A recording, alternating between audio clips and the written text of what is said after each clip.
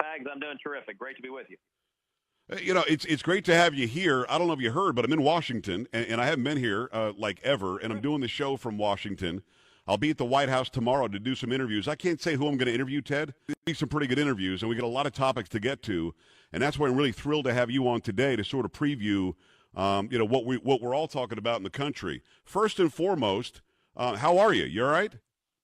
I'm doing great. Let me be the first to say welcome to the swamp. I have not been here. My waders are, seriously, they're getting filled up with water. I thought I had these waist highs aren't high enough. It is thick in this town. So let's start with what everybody's talking about right now. I had never heard of. I'm guessing you knew because you're way smarter than I am. You tell me all the time anyway. About this diversity visa program. Yeah. I'd never heard of this thing. Ted, fill me in. Well, it was a Ted Kennedy brainchild.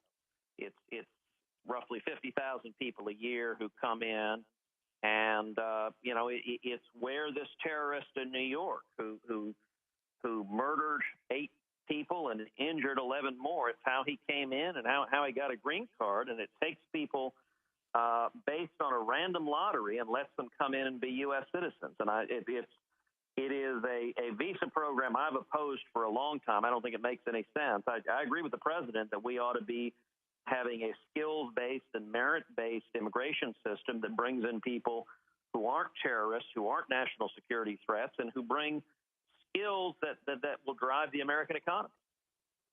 It's Senator Ted Cruz, great state of Texas. Ted, it used to be when my grandfather came here, and I'm sure, when your dad came and other people who are great Americans to you and me, that you had to offer something. You had to have a skill. You had to say, I wanted to be an American. My grandfather's name was Giovanni Pagliarulo. But the man, as long as I ever knew him, was never called Giovanni. He was called John. He wanted to be an American. His kids were not raised, learning Italian as their first language. They were raised learning English as the first language. When did this shift happen to where we're going to have you play like Powerball and then we'll give you citizenship if you win? It was, as I said, a Ted Kennedy brainchild, and Chuck Schumer was a vocal supporter, and it doesn't make any sense. My dad came much like your family. My dad came to go to the University of Texas, and he came initially on a student visa. He was in Cuba, and he had applied to 3 U.S. universities. He applied to University of Miami, LSU, and University of Texas. UT let him in, and it was with that acceptance letter from the University of Texas that he was able to get a student visa, come to America initially, and then he ultimately stayed and got a job and became an American citizen and built a small business. But that's the path of the American dream that for generations Americans have followed. It's Senator Ted Cruz, great state of Texas. So we see this guy in this diversity visa lottery person because we didn't have enough people from Uzbekistan, I guess. We have him now in New York City, mows down and kills 8 people, many more injured in a rented truck, yelling Allahu Akbar when he gets out of the car with a couple of fake guns that look real. I guess he was hoping to be killed as a martyr, and he wasn't. And you've got people now thinking, well, do I ride my bike? You've got people thinking, well, do I go outside? You got people thinking, do I go to a concert? What do you say to Americans and anybody else who's listening, frankly, around the world? Because in England, of course, you've got these things happening all the time now. Sure. What do you say to them when their options they feel are go to the concert, potentially die, or stay home and hide? Well, radical Islamic terrorism is profoundly dangerous, and we have seen attacks like this all over the world, in London and Jerusalem and Berlin and Nice and Paris, Stockholm, Barcelona. Radical Islamic terrorism is a profound evil, and we need to confront it directly. One of the most troubling things that's come out since this attack is the Obama administration interviewed this terrorist. They knew about him. They had reports on him, and apparently they dropped the ball. And, it follows the pattern. They had reports on the Orlando terrorist that killed some 50 people in a gay nightclub. They had reports and had interviewed the Boston Marathon bombers and then stopped monitoring them. They had reports that Nidal Hassan at Fort Hood was in communication with a radical Islamic terrorist, was a cleric, and asking about the permissibility of waging jihad on his fellow soldiers. and yet the Obama administration did nothing, and 14 innocent lives were lost. And so one of the questions that's certainly going to be asked in the days and weeks to come is what were the red flags we had that led to that interview, and why did they not continue monitoring him to prevent this attack? Because over and over again, and I believe the reason why we failed to stop so many of these attacks is because of the political correctness in the Obama administration, that they wouldn't acknowledge radical Islamic terrorism, and so they didn't continue monitoring the bad guys. They wanted to seize the emails and phone conversations of law-abiding Americans, but they wouldn't distinguish between an ordinary American and someone who has all the indicia of being a radical Islamic terrorist. It's just nuts. It's Senator Ted Cruz, great state of Texas. We always appreciate the knowledge. Tomorrow, we're expecting this tax reform bill to drop. I'm going to talk to Kevin Brady, the House Ways and Means Committee chair, probably Friday. I'm doing a radio row at the White House tomorrow, where I'll get to interview a lot of people that a lot of people listening and watching have heard of, and we're going to try to find out if we can make this happen. You and I have talked about Obamacare, repealing and replacing, doing something about health care in this country. It didn't happen. I hope that it still will. I'm not sure how. Maybe we could talk about that a little bit down the line. Can tax reform happen? You're not going to get one Democrat to agree to it because they're already lying about it's about the rich and the poor all get screwed over this thing. Can it happen, Ted? I believe it can happen, and I believe it will happen. I think we're going to have it's going to take a couple of months to hammer it out. There are going to be some tough negotiations, some tough compromises.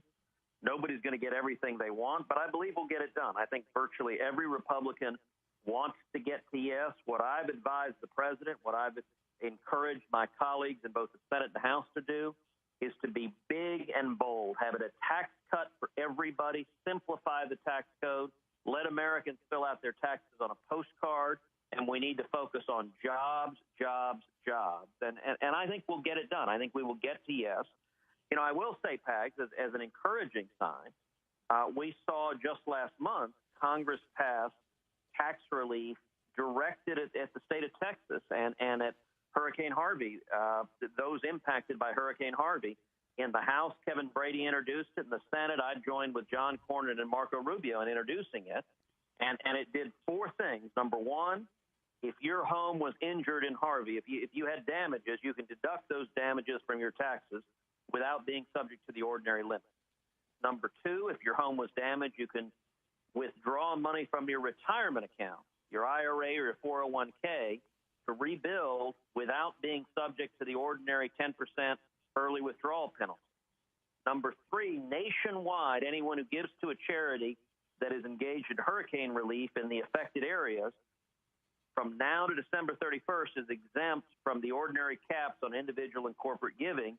And number four, for employers that kept paying their employees, even though they couldn't come into work, even though work may have been underwater, there's a tax credit for continuing to keep those paychecks coming. And that legislation, it was the Cruz, Cornyn, Rubio legislation. It passed both houses of Congress, and the president signed it into law. And it's roughly $5 billion in emergency tax relief for the citizens of Texas and all of those impacted by these hurricanes. And it's wonderful legislation. I'm proud of all of you guys for doing that. And the Democrats couldn't dare really say no to that, because then what do they say when they get a natural disaster where they are? And I'm sorry for being so jaded about it, Ted, but that's really kind of how it goes down. What is it that this does for me, or how can this affect me down the line? And maybe that's why we're talking about the swamp so much. It's Senator Ted Cruz, Republican, the great state of Texas.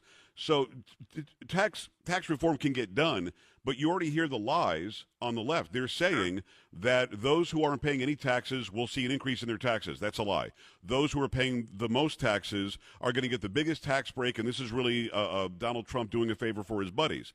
How do they keep getting away with that? Is it really because we say it's the haves versus the have-nots, and that always works? Well, part of it is the media is in bed with the Democrats, and they're both spreading propaganda and misinformation. And I think the best way to counter lies is with truth. The best way to counter darkness is with light. A couple of weeks ago, I did an hour-and-a-half debate with Bernie Sanders on tax reform, and it was on CNN. It was a town hall, and it was 90 minutes of substance getting into the details. To be honest, Joe, it was more substance on tax reform than we had the whole presidential cycle. You know, a presidential debate, you get 60 seconds or maybe 90 seconds, and everyone says about the same thing. This was an hour and a half of real meat. And so Bernie would use his empty rhetoric and attack that it was tax cuts for the rich. But I spent the entire time trying to respond with actual facts, actual data. We care about tax cuts for everybody. Bernie admitted the Democrats want to raise taxes on everybody. And I'll tell you, Joe, I think the single most salient moment of the debate is, as you know, Bernie, when he ran in Vermont, he told the voters he was a socialist. And so I said, Bernie, since this is a tax debate, let me ask you a simple question. What's the difference between a socialist and a Democrat on taxes? And Bernie was silent for several seconds. And then he said, I don't have an answer to that. I said, you know what? I don't either.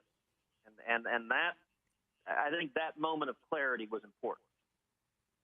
Extremely important, and I love that you bring it every single time. It's U.S. Senator Ted Cruz, great Republican from the great state of Texas. Just very quickly, and we're way out of time and way over time, but whenever I get you, I want to give as much time as I can.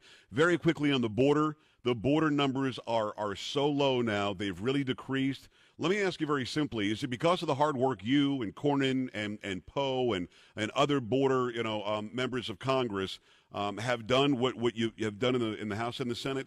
Is it because Donald Trump has been so hard on immigration and has said we're going to shut it down? Is there a fear from people coming across the border? Why have we? And by the way, I talked yesterday to Ken Paxton, of course, the AG in the great state of Texas, and he said the Border Patrol agents are now clicking in their heels. They're allowed to do their jobs again. Is it a combination of all that, Ted? Why are we seeing such a lower influx? It's good. I just wonder why. Right.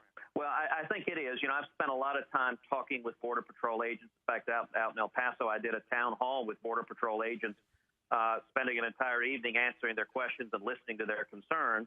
And when I asked them, all right, why have the numbers dropped? The answer they gave, and the numbers have dropped in January and February, the illegal crossings dropped by 60 to 70%. And what they told me is, look, what happened, we hadn't built a wall yet. We still haven't, unfortunately. We hadn't increased the number of Border Patrol agents. But what they said had changed was the cartels and coyotes now understood the administration would enforce the law and would deport them. And that, in and of itself, caused the numbers to plummet. Now, let me give you a word of caution, Joe. Yeah. A couple of weeks ago, the Attorney General, Jeff Sessions, a good friend of mine, was testifying in front of the Senate Judiciary Committee. I asked him about immigration, but a very troubling pattern is, although the numbers plummeted in January and February, the last couple of months they've been trending back upwards again. And it's very worrisome. I talked a few weeks ago to a rancher in South Texas who said he's seeing more and more illegal crossings, that they're starting to head back up. And I think part of the reason, and Jeff Sessions admitted to the Judiciary Committee, this administration is continuing the policies of catch and release. So when they catch someone, they release them on their own recognizance, so they don't show up for the court hearing. And I think that's a worrisome sign, and something that I'm going to continue to provide real scrutiny to. I can't thank you enough for the time. I know that we could have stopped by your office if we had time today. We appreciate the invitation. Let's do it again next time. It's Senator Ted Cruz, Republican, the great state of Texas. Just a great man who's actually doing what he promised he would do when he got to the Senate. Ted, thank you. Thank you, Joe. And I will say 1 minute ago was the opening pitch of the World Series, so I'm getting ready to root the Astros on. We're going to win tonight, and we're going to win the first championship ever, and it is so fitting. I hope and believe it really will be a cosmic sense of justice in the wake of Harvey and all the suffering to bring home a victory for Houston and a victory for Texas. And so let me just close by saying, go Stros. Go